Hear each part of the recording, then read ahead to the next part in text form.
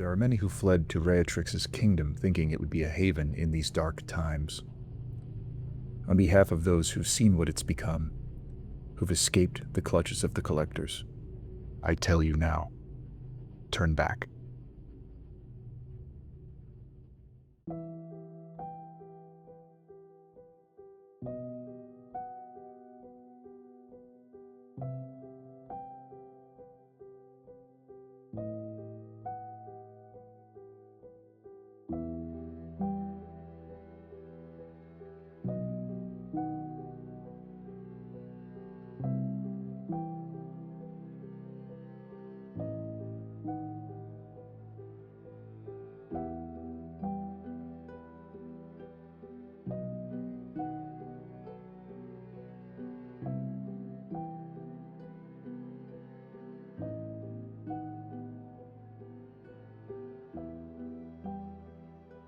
This is a fantasy universe and world-building exercise I call Endhaven. It will be presented in the form of a pseudo-history, but is of course a work of fiction. Much of this early phase of concepting is rough and will contain character sheets with multiple options and quick value explorations. I derive a great deal of inspiration for my work from this fictional lore and backstory. I wanted to show that thought process and how it's reflected back into the art. There will be more to come, and no doubt I will refine the style of presentation over time. But I do hope you enjoy the art and lore and the process of this first volume.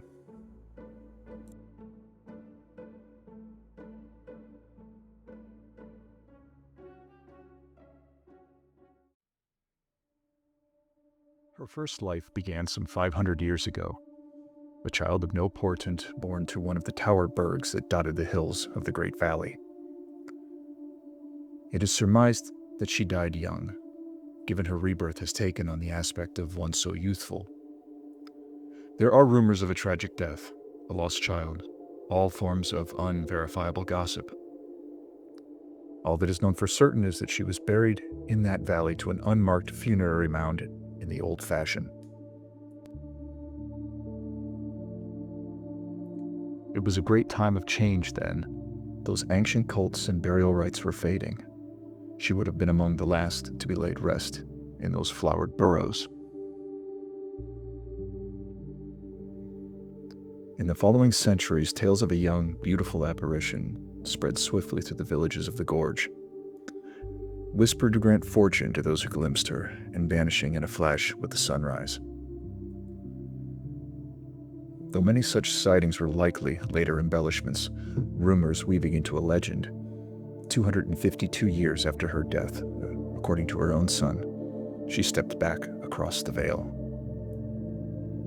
To many, the emergence of the seventh-born demigod heralded the dawn of a golden age. Someone should have asked the gods how long it would last. She created her first children then, too. Made, not born. Sculpted from her silver hair mixed with the iron-rich mud and bits of wood found in those forest streams. She pulled their souls through the veil into the effigy, and when the sun rose, they stepped into life. Not merely children, they sprang to life as they were sculpted, fully grown. Like amnesiacs who knew how to live life, but not why.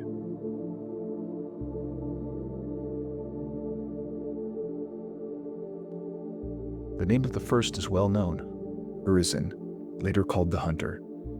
He earned that title in service to the warlords of Quench.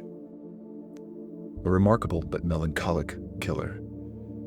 It was said he could find any man's heart except his own. We shall certainly return to Urizen, but he was not yet the man he would become.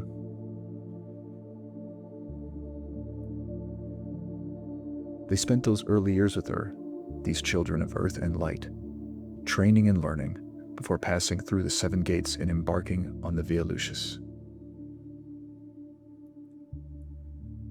Each of her children set out into the world with a simple task, to return with something worthy of their creator, a simple, if infinitely open-ended profession of fealty.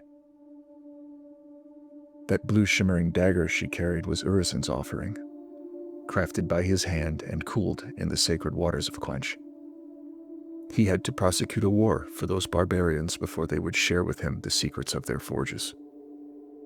Indeed, he fought with such precision and skill that he earned himself a title. Decades, then centuries passed, and her flock grew. Both her children's families and those attracted to the Towerbergs from the surrounding lands. A beautiful kingdom. If only it was known then what slept inside Beatrix's heart and what woke beneath their feet.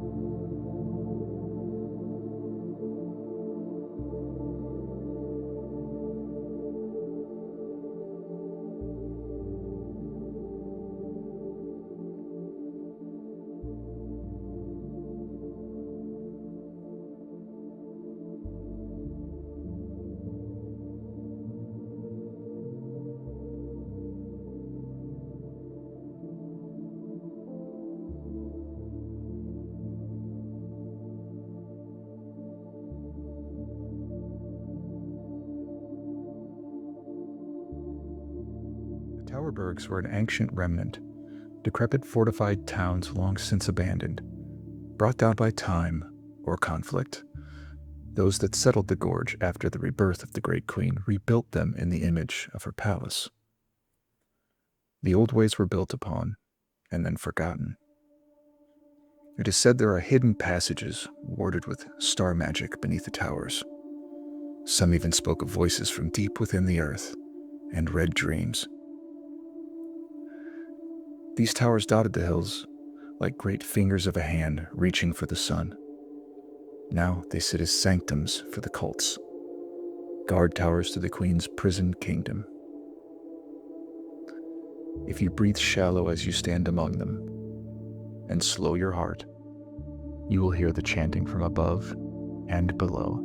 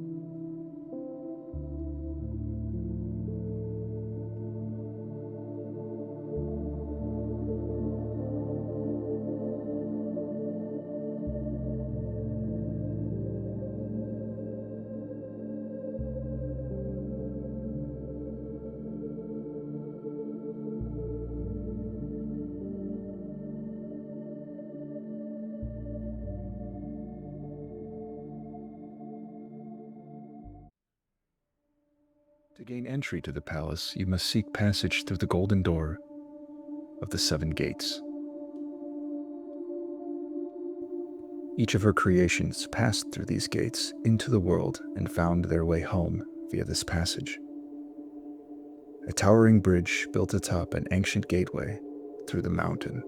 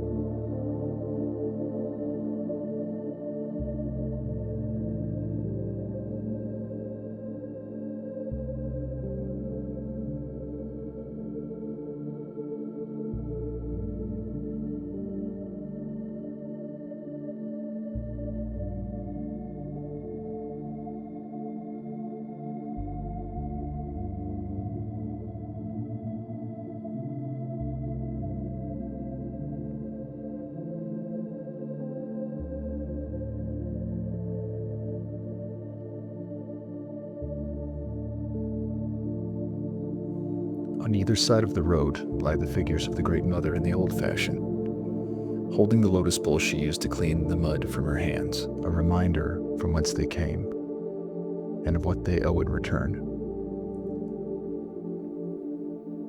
You can see on the mountainside the remnants of some ancient impact, the feathers there in the rock pattern. It is unknown if this is the true reason for the name of the gorge, as its title predates living memory.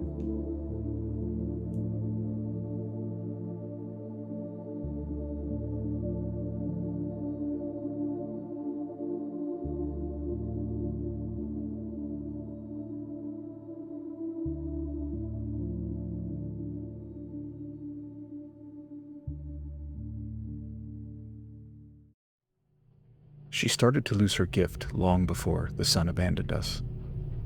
It began with rumors, tales of twisted, half-deformed sculptures found deep in the forests. Whatever that thing is that waits below the pools of Kor, it knew her soul, that her greatest fear was to be truly alone. An ageless demigod. One day even the most divine of her creations would pass, but not her.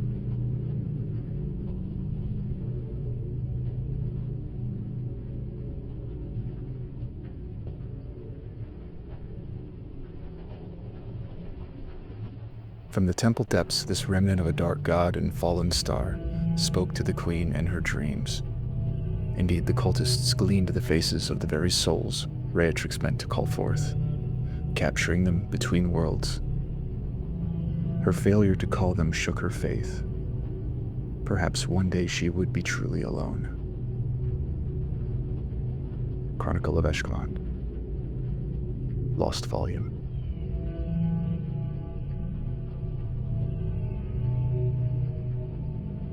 After the star glass began to fall and the divine voice ceased, there would be no more of her lineage. That cult beneath the earth had done its task well, and after the corruption, none would be allowed to leave. All who returned were set upon by these now twisted creatures of the blood. Iron barred the windows and doors. Chains crisscrossed the courtyards, and the caretakers descended on those who attempted escape.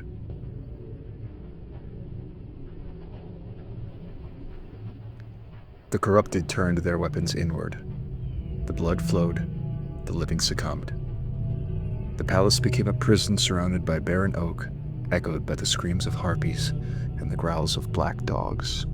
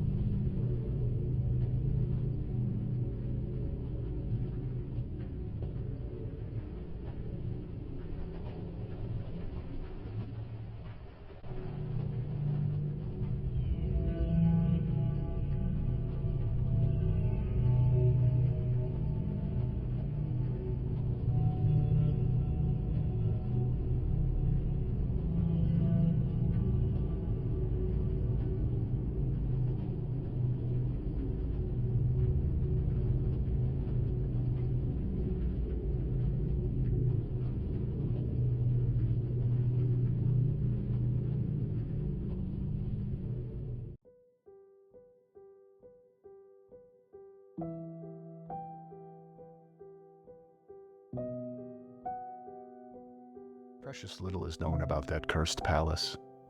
Virtually none have seen its halls and escaped to give record. Those who visited those halls before the fall spoke of magnificent arches and braided columns, littered with relics from all corners of the world. You can still see them, chained to her now twisted creations. They're locked into their lavish armor like walking shrines and caked in iron, a mockery of what once was.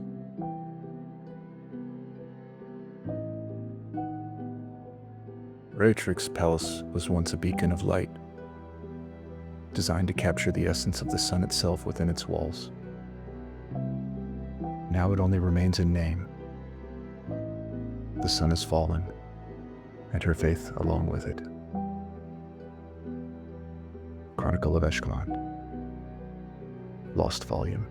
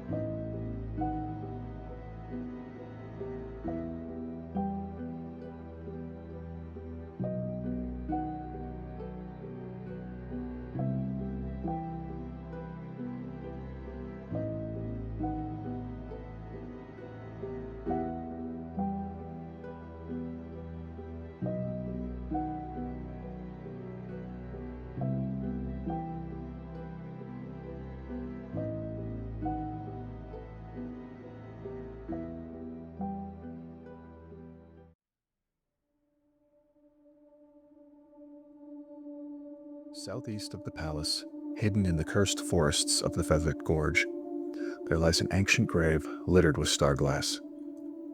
The light that remains in the glass provides a beacon against corruption and reprieve for the foolish wanderer. This place must have meant everything to someone. Chronicle of Eshkelon. Lost volume.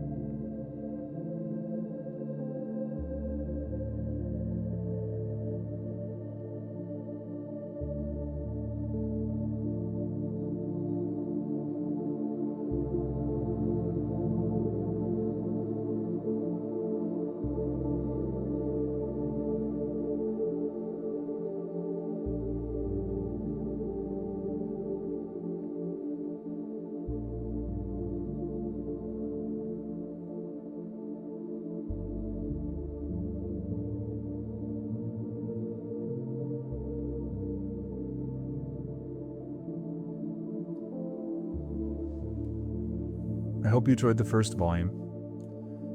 I have more art I've already created, and a mountain more of lore.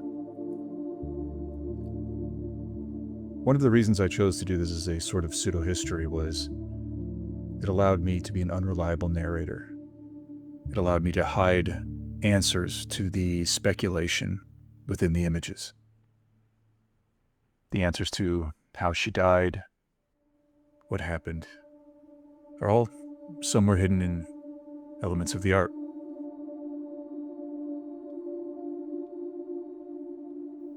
In the next volume, we're going to go over some elements of the cults, some characters, and some monsters too. We're going to see what lies beneath the palace. It's going to be a lot of red. I hope you liked it. I hope you enjoyed the first one. And if you guys want me to do more of a breakdown purely art-wise, let me know. Let me know in the comments. Like and subscribe if you think it's cool and want to see more. Take care.